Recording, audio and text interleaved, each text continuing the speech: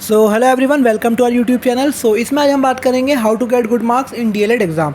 हम DElEd exam में किस तरह से अच्छे मार्क्स ला सकते हैं। बच्चों को क्या लगता है कि सिर्फ आपको कॉपी भरनी है, सिर्फ आपको पेज भरने हैं और आपको अच्छे नंबर मिल जाएंगे। ऐसा नहीं होता है कि आप कुछ भी उसमें लिख रहे हैं, आप भर भर के लिख के आ रहे हैं, उससे नंबर नहीं मिलते हैं। अब मैं आपको बताऊँगा किस तरह से आप अच्छे तरीके से उसमें लिख सकते हैं ताकि आपको अच्छे मार्क्स मिल सकें। सबसे पहले तो आप ध्यान रखें हेडिंग का।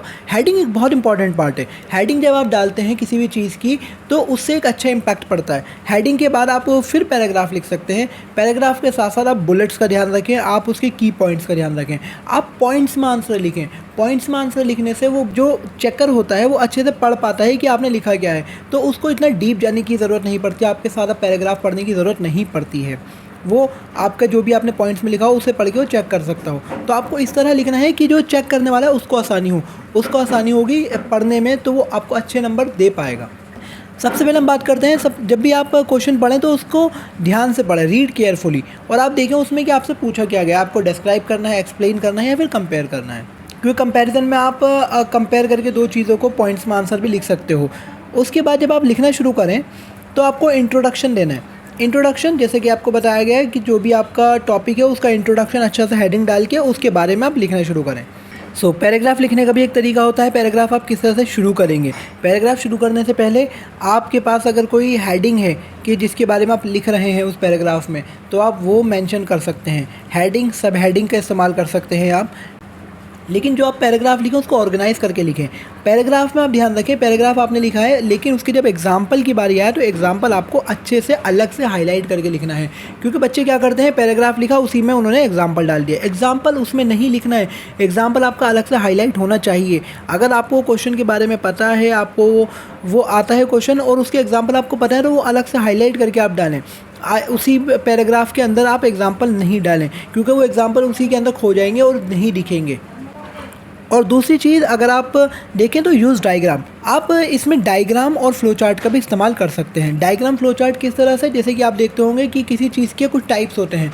जैसे कि आपसे पूछा गया है कि इसके बारे में बताइए, कोई भी क्वेश्चन है पर्टिकुलर, तो आपने बताया देयर आर 3 टाइप्स, तो 3 तरह के होते हैं। आपने लिख दिया देयर आर 3 टाइप्स, 1 2 3। अब इसी तरह से आपने ये टाइप्स लिख दिए, इसको आप फ्लो चार्ट बना सकते हो। फ्लो चार्ट आपने हेडिंग डाली, उसके 3 टाइप आपने बना के लिख दिए। तो फ्लो चार्ट बहुत इंपॉर्टेंट पार्ट प्ले करता है इसके अंदर, जो आपके क्वेश्चन को बेहतर बनाने के लिए।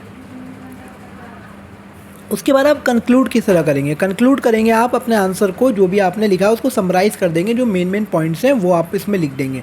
अगर आपसे आपकी ओपिनियन मांगी गई है तो आप उसे भी लिख सकते हैं। उसके बाद आपके कुछ प्रेजेंटेशन टिप्स हैं कि आप अपना एक तो साफ लिखें, जो सब बच्चों को पता ही होता है। हाईलाइट द इम्पॉर्टेंट पॉइंट्स, जो आपके इम्पॉर्टेंट पॉइंट्स हो उसको हाईलाइट करें। अब बच्चे क्या करते हैं, ऐसे लिख के आ जाते हैं, आप उसको बुलेट्स में लिखें। जो आपके पॉइंट्स हैं 1 2 3 ऐसे पॉइंट्स में लिखें, ये बहुत ज़रूरी होता है। और लास्ट चीज़ एक आपको हमेशा ध्यान रखना है, स्टिक टू वर्ड लिमिट।